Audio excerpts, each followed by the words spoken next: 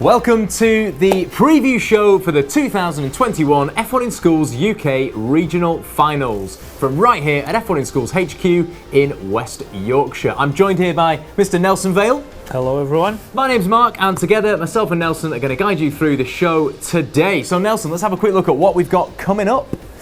We've got a quick preview of F1 in Schools for anybody out there who's new to the competition, just to find out a little bit more about what is F1 in Schools.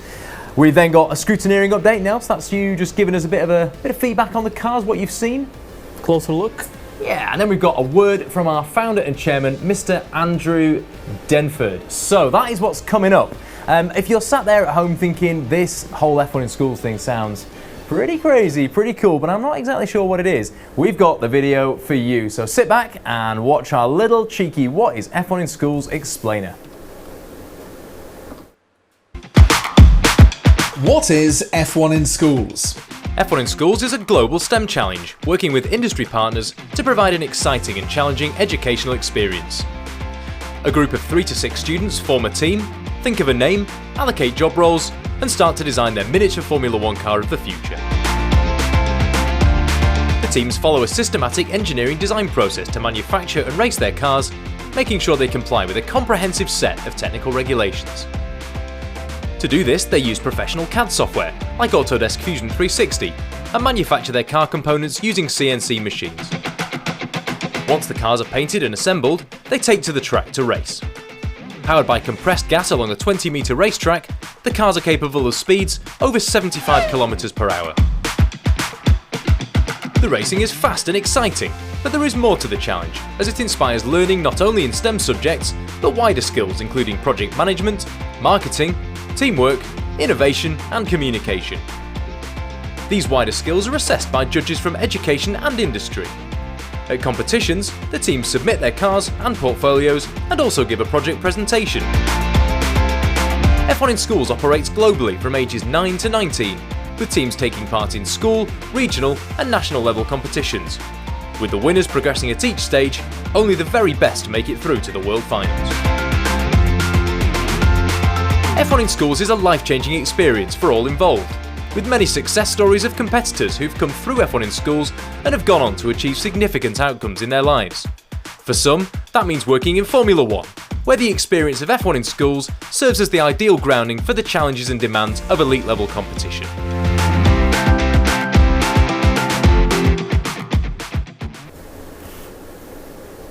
Well, there we have it. F1 in Schools, so much going on now, just from regional finals all the way up to the World Finals. There's so much going on and the teams produce so much work. I mean, that video kind of captures the excitement, but I mean, F1 in Schools can really take you a long way, can't it?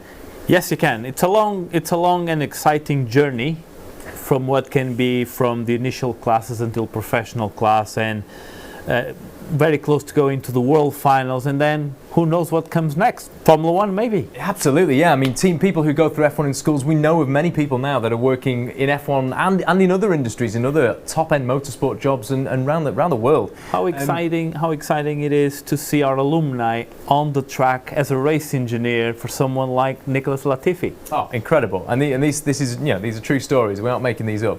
I mean, it's interesting else, isn't it? So the F1 in Schools teams themselves, the competitors in the competition, they obviously give each other job roles, they associate roles to each other, they take on responsibilities. If you were back in F1 in Schools, what would you be? What would your role be, do you think?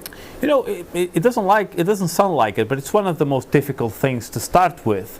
So someone needs to start the team and then choose people to help in the different roles. I think I would like to be the team leader. Oh, you'd be the boss, would you? Yeah, okay. I think I would like the project manager inside of me would like to make sure that everyone is doing the right thing at the right time. Okay, well that leads me on to an obvious question, is what job would you give me in your team? Oh, you're definitely the designer. I would give you a little ISO sketch, a room without windows, and tell you to design 1,000 cars. Oh, I could design 1,000,000 cars with an ISO sketch, Nels, but you'd keep me away from the cameras, would you?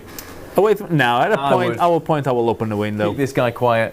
And on that, it's interesting to talk about the teams because there's a lot to setting up an F1 in Schools team. So for the benefit of people out there who are just starting on their F1 in Schools journey, let's find out a little bit more about what goes into setting up an F1 in Schools team.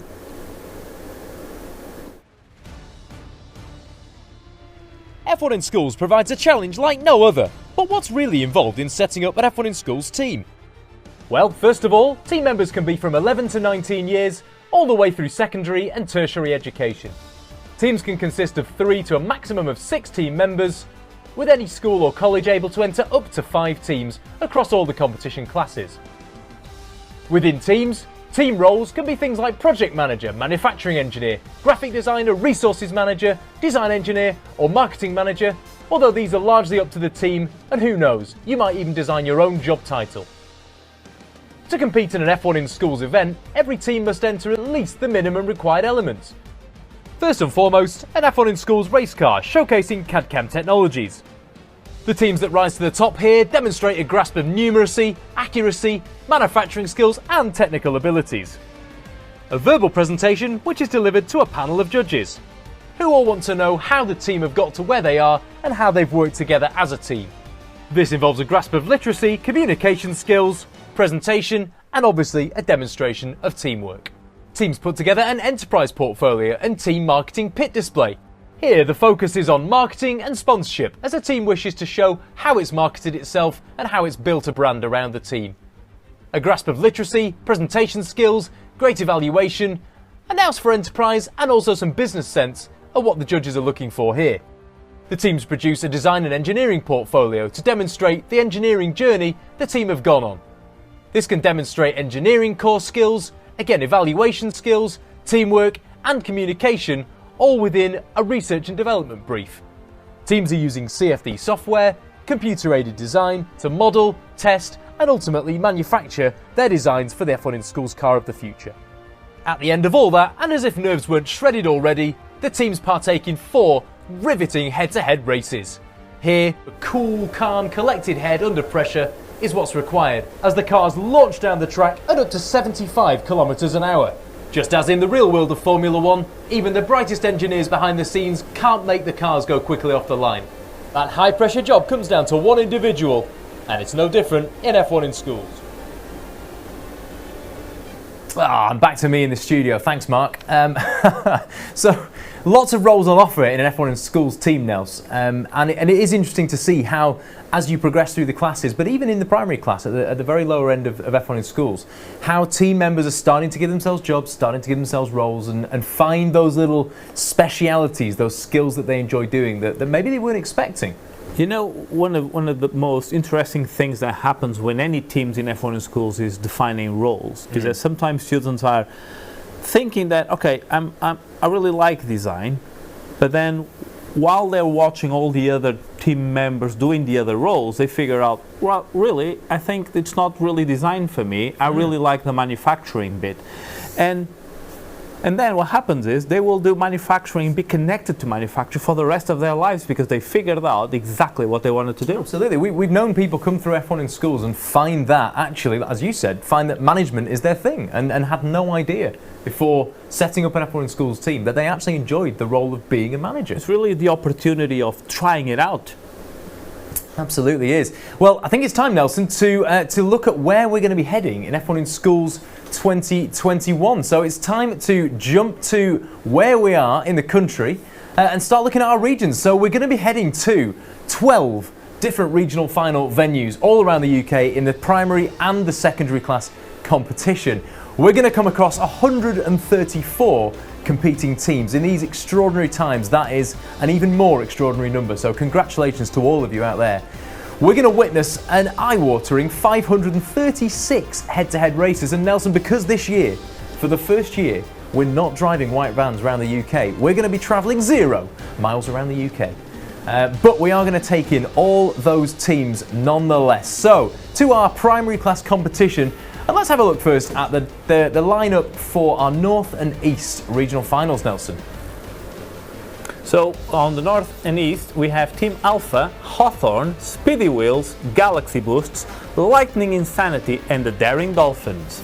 Yeah, heading across now and down to the South and the West. On the grid are Frankenstem, the Thunderbolts, Shadow Demons and the Windwolves. Now moving to London, we have the Gliders, start to finish, Hydrofox, Team Kina, Team Car, Fireballs and Caught Red-Handed. Absolutely. Moving across into Wales then, lining up on the grid are Red Lightning, Blue Dart, Mighty Motors, Fire Flames and the Welsh Mandems. Moving on to the Island of Wight. So we have the Drifting Donuts, Red Thunder, Fire Phoenix, Zapatrons, Yellow Jackets, Drag Queens, Tidal Terminator, Firebee, Ice Galaxy, Killer Flame and BL Gloom. I am loving these primary class competition names now. These are absolutely wonderful names. I mean, how creative are they? Oh, so creative. Well, it's always good to see the teams coming up with cool names and building their brand around that, and of course then theming their cars, theming their portfolios to match those brands. Let's have a look now into the secondary competition, and in the secondary class now, starting in the north. So in the north we have Achilles Wheel, Heatwave, Velocity, Zenith Racing, Velocity, 6 Gear, Velocita, CHS Swift, Nebula Racing, SBA Avidity Racing, Hex Racing and Ingenious Racing. Yeah, if you weren't called Velocity there, you didn't get the memo that it's all about Velocity and Velocita in the north. Heading across then to the west, and we've got lining up on the grid Born to Win, Alpha F1, JMB Racing, Infinite Speed, spelt wrongly, that's our mistake, Queenfisher Racing, Future F1, Mystic Motors, Galac F1, Aerotech, Focus Racing, Accelerate, Project Viper, Supersonic, Eclipse, Momentum Racing and Energia. And we move on to the east. So with Racing Lions, Sandy Air Racers, Real Velocidad, Black Shark Racing, Cosmos, Savitar Racing, Apex Racing and Infinity Aquarius. Yeah, props to Real Velocidad there, love a little football pun. Across to London North, and a large team list here. So for London North we've got Chaos with the cheeky little 0 there, Blue Wyvern, Falcon 1, Destiny Flare, Speed Demons, Cyclone, another number in there with Marlin and a cheeky 1, Phenomenon, Strella, the Battleurs, Aegis Racing, Peregrine, Photo Dash Me Racing, not sure about the dash nails, but I threw it in there for effect anyway, Vertex Racing, Anamoy Racing, Eclipse, Team IQ, fresh from the World Finals of course, and Vulcan Racing. In Alpha London South, we have The Perfect Lap, Carvet 21, Vortex Racing, F1 Outlaws, Speed, Mako Racing, Galaxy Cars, Fusion, Tecton 1K, Phantom, Protonic, Peregrine, Eclipse, Obsidian, Typhoon Racing, Impulse Racing, Golden Motorsport, Pulsar, Imperium, Hornet, Exa Racing, Dynamo and Phantom Racing. Beautiful job, Nelson. Your Portuguese to English is a thing of beauty. Don't you love my accent? Across into Wales, and we've got the Speedy Boys Inc. Don't know whether that's incorporated or including. We've got Speed Aside, we've got Golden Thunder, Team Extreme, Hypernova, Imperium, Mach 1, Team Firestorm, The Mental Mechanics, Accelerate, Stark Dynamics, BIM or BIM, who knows? Velocity, yet again, Astra and Blackout.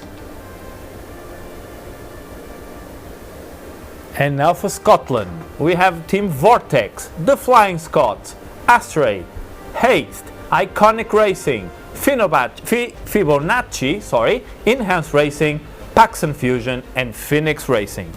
Wow, that is some teams. I need a little bit of water. That is, yeah, absolutely. Well, you go for that water, Nelson, because you're going to be up next in a second. Before we go to Nelson for a scrutineering update and to find out how the cars are lining up on the scrutineering table, we're just going to have a quick look now across to the competition classes because, of course, Nelson, we organise F1 in schools into different classes. We have with primary class at the beginning, which is a sort of self-contained competition based around our paper chassis and paper nets. But then when we move into the secondary competition, it all gets a bit more complicated with 3 different classes for the students to choose from. So here's a little explainer at just exactly what's involved in the different classes.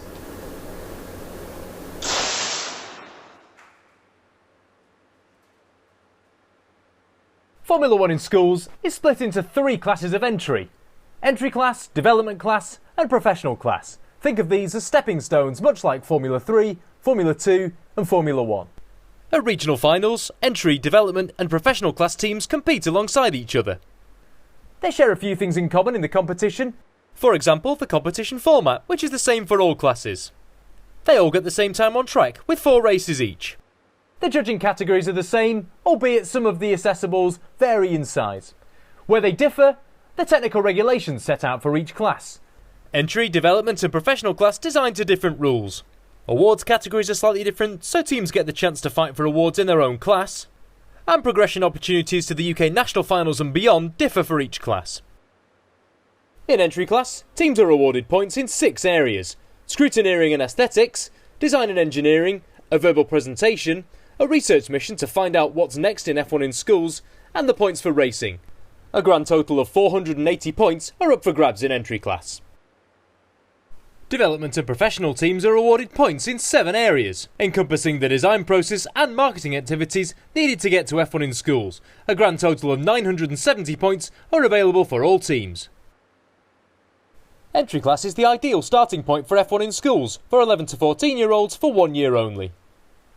In entry class, teams compete for the chance to be regional champions, for the privilege to be invited to the UK national finals as a special guest. There's no cost to entry, so the only financial challenge to teams is to create their car. This must be manufactured in one of 3 ways. Either handmade using traditional workshop tools and skills from the F1 model block, 3D printed as a solid component part with just moving axles and wheels, or fully CNC machined using a 3D CAD file before being machined on equipment such as a Denford CNC router. Teams must produce a simple 5-page portfolio detailing the design and manufacture process of their car. A 5-minute verbal presentation to wow the judges with their journey as a team, and the option to create a team pit display for their area on race day. Let's take a closer look at the dev class then, which is for 11 to 19-year-olds for 1 year only.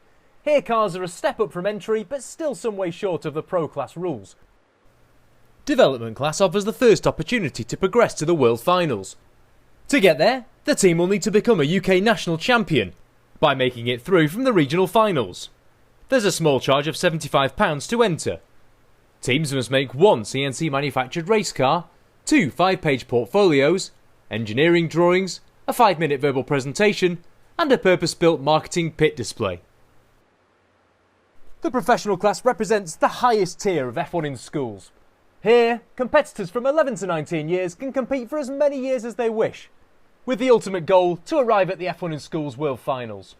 Assessables are much the same as development class, but the pro class have 2 10-page portfolios to produce. The top teams from both regional and national finals get the chance to progress for the ultimate dream of competing at the F1 in schools World Finals. Let's take a look at the cars then side by side. In F1 in schools, entry development and professional class cars share lots in common, but they also differ in some crucial ways. Let's start with weight. Entry class must start at 65 grams minimum, where development class get a small advantage from having a 60 gram minimum. Professional class can create the lightest cars with just a 50 gram minimum weight. In entry class, teams must start with a no-go zone, a minimum volume for the chassis of the vehicle. This comprises of a basic shape that the teams design their aerodynamic structures around in an effort to create a safe but fast race car. Development class teams must use a slightly modified no-go zone, allowing a bit more freedom for design. The professional class must simply include a virtual cargo, a much smaller volume which allows for much more freedom with the aerodynamic surfaces. Both the entry class and the development class use a standard F1 in schools wheel, whereas professional class get to design, test, modify and finesse their own custom wheels using any materials they see fit.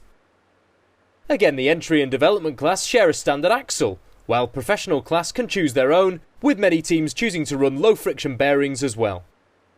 All teams are powered by an 8-gram compressed air power pack. This, combined with the minimum weights, can lead to average speeds of 40 km an hour in entry class, up to 50 km an hour in the development class, and an eye-watering 75 km an hour in the professional class. Blink and you'll miss them as our teams race down the 20-metre F1 in schools track, but will any team have what it takes to break the 1-second barrier?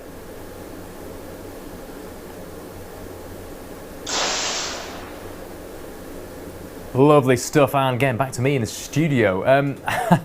Nelson, the classes obviously are kind of the fundamentals of F1 in schools. I mean, we've seen something here for the first time this year, which was Electron, a team who started in the entry class 3 years ago, begin in entry class, progressed to development class in their second year, progressed to the professional class in their third year, and then this year represented the UK in the World Finals. I mean, that's quite an exceptional trajectory.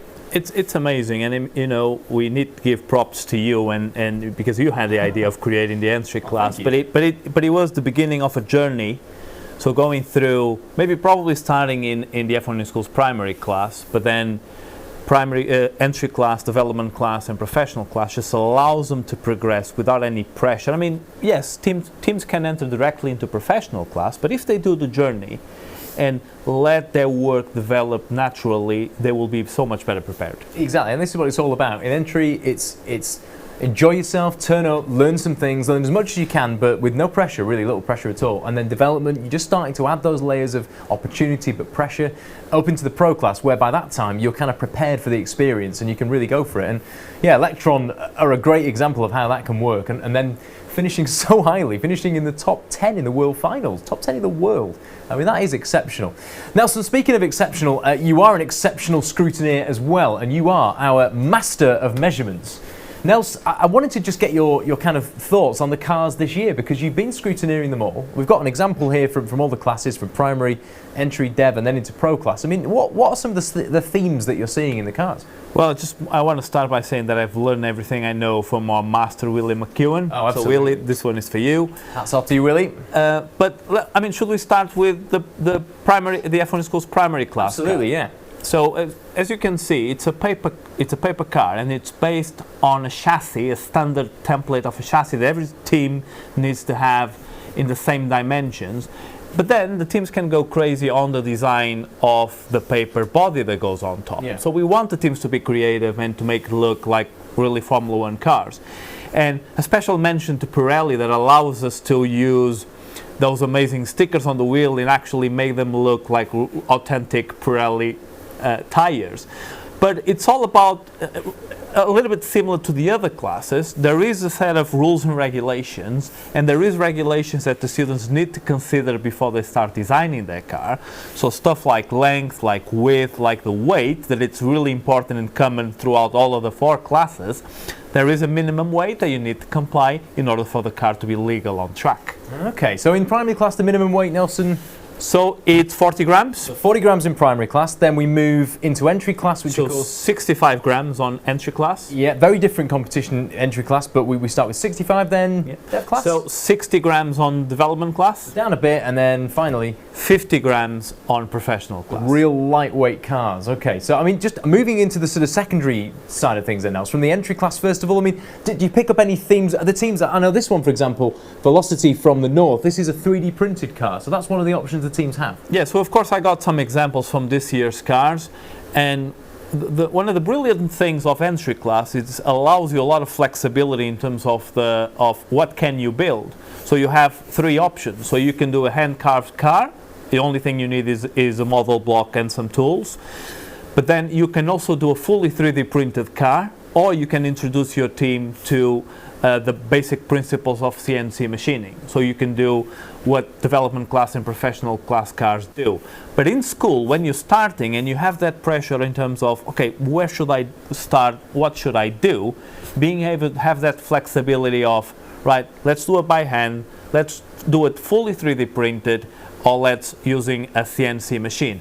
But it all starts with 3D printing and CNC. We need to make a file using a CAD software. Absolutely, yeah. So CAD-CAM becomes the kind of the standard that you start from. But of course, in entry class, you have that option of just getting your feet into the competition without needing to necessarily master CAD-CAM right away. But it gets you in through the front door. And then progressing on to the development class then, you're then faced with, you've got to go down the CAD-CAM route, but by this point, you've had enough exposure to the competition to kind of get the basics. Well, first of all, there's a common factor between entry class and development class. There is both of them have a no-go zone. The no-go zone. So just explain that for the guys. So the no-go zone, it's an area that basically of the body of the car that needs to exist regardless of their design. It always need to exist. And if the students manufacturing to that no-go zone and subtract area from that, there will be a penalty. So those are the minimum dimensions for the car. But also in common with development and entry class, there's of course length, width, height, the weight, and other regulations that the teams need to make sure they comply. So, and as we move through the classes, the technical regulations get a little bit more complicated each time, but they start off quite simple in entry, and we build on those as we go through. So you can see another common factor between entry class and development class is they both use the same standard wheels and axles. Okay. Yeah. So no bearings for entry class and development class. We are keeping it simple, allowing the team to focus on their design. So no-go zone, standard wheels. They can start being creative with 3D printed wings, but that's basically where they need to focus on their creativity in terms of design-wise. And this gives them a chance as well, while they're not, going hell for leather with the design of the car, to have a look at their enterprise work and to try and start thinking about, working together as a team, approaching sponsors, approaching businesses for mentoring, assistance, and it's starting to get, their heads around the wider aspects of F1 in schools, because of course, it isn't all about the cars, is it now? Yes, they're the feature centre point, but we know the teams do so much more around this. No, it's not just about the car. You can see by these lovely team identities that there's so much more. There's all the marketing side, the team identity that they are building exactly like a Formula One team. If we look at Ferrari, they have a red car, they have red polos. When you see someone from Ferrari a mile away, you will know that they're connected to Ferrari. Yeah. So that team identity is really strong. And by the way, Ferrari, thank you for supporting the Team Identity Award in the last World Finals. But team identity is really, really important. So we can see that the teams will learn that, and they will also learn how to connect that to their sponsors in terms of doing the return of investment.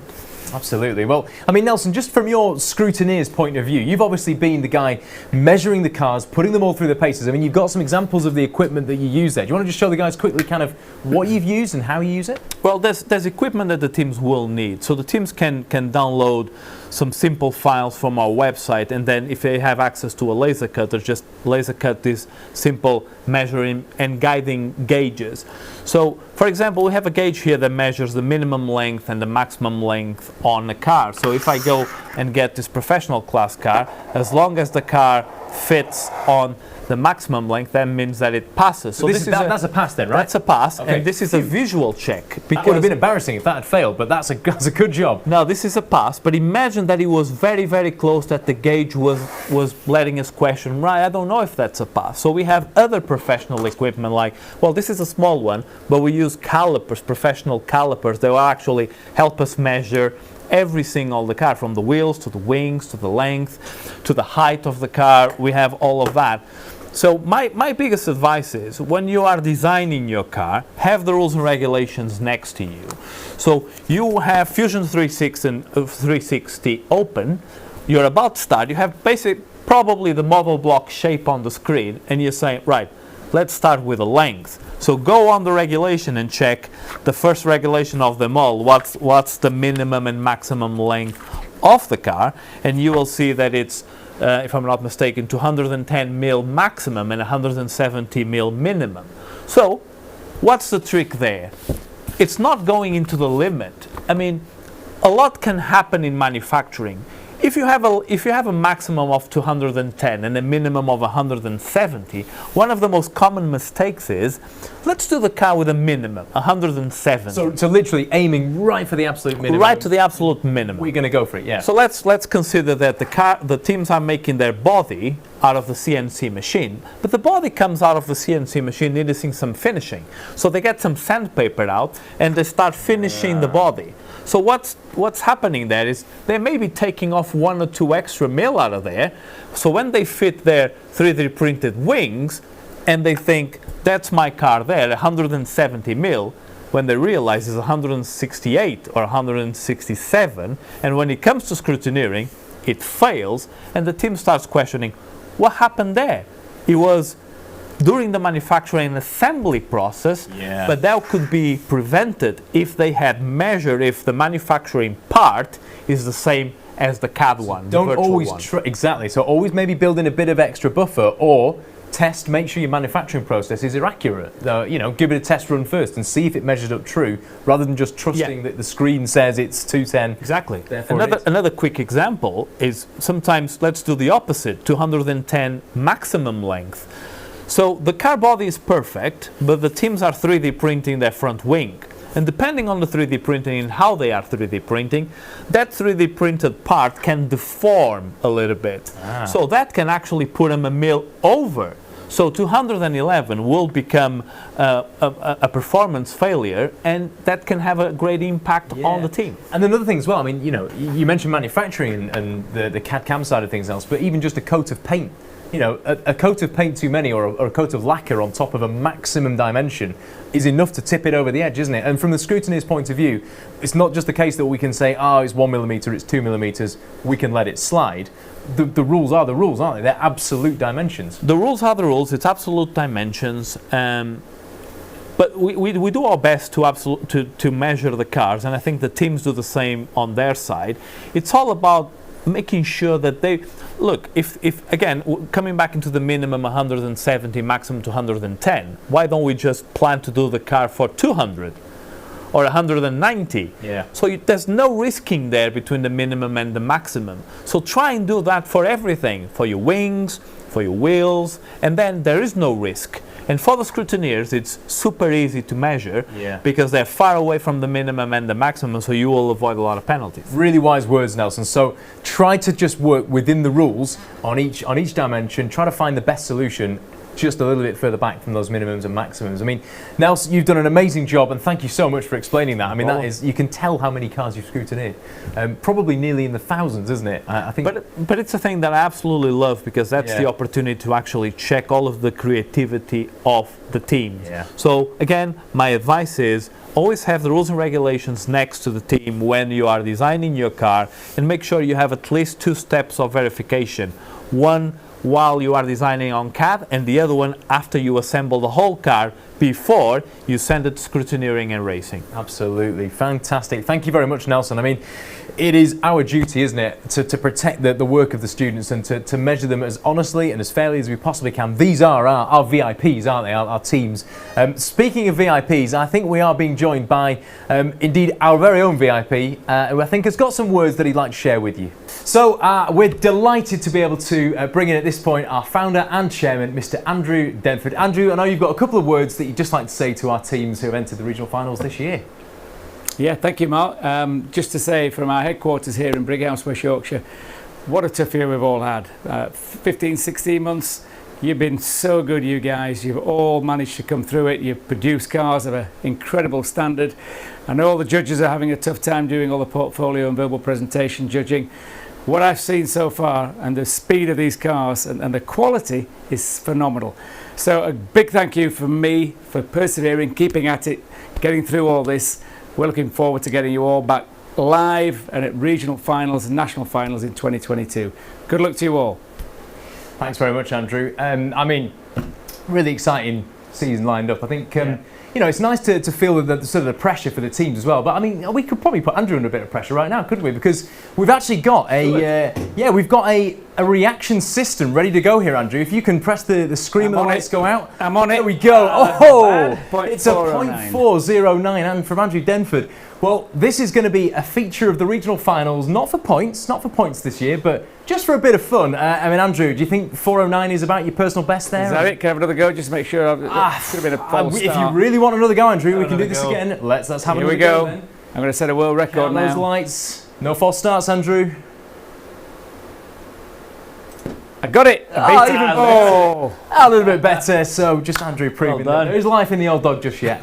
Thank you very much again, Andrew. Pleasure to have you here. And that is it, folks. That brings us to a conclusion for our intro show. Nelson, there's going to be so much racing coming up, and our reward shows, of course. Folks, stay tuned, and we'll see you very soon. Thanks for now.